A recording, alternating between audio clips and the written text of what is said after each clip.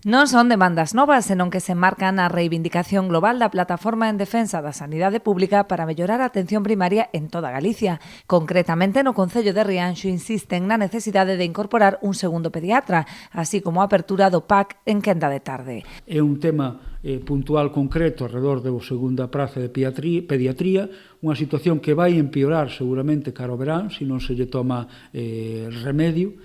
cando tamén collen as súas vacacións os profesionais, xunto a problemas que non están tendo aínda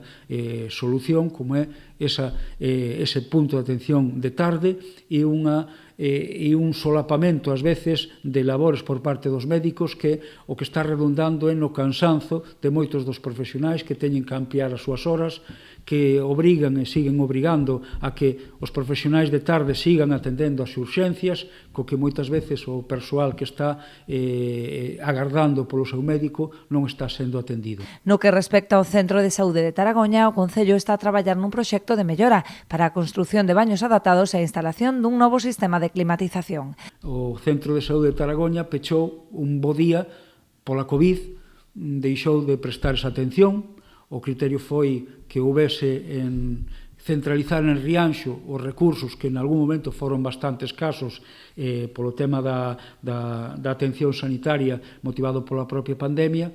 mas que unha vez que se vai normalizando é necesario ir recuperando espazos. No caso de Rianxo estamos traballando, xa digo, nun proxecto non será moi costoso, pero sí que queremos que cando reabra poida reabrir con determinadas eivas que tiña ese espazo melloradas, non? Centro sobre todo neses elementos, os baños adaptados e unha mellora na calefacción e na envolvente do propio edificio que dea nunha situación de mellor comodidade na veciñanza. Agardan que unha vez acometidas estas melloras, o Sergas reabra o consultorio da parroquia para evitar así que os veciños teñan que desplazarse ata Rianxo para recibir a asistencia sanitaria.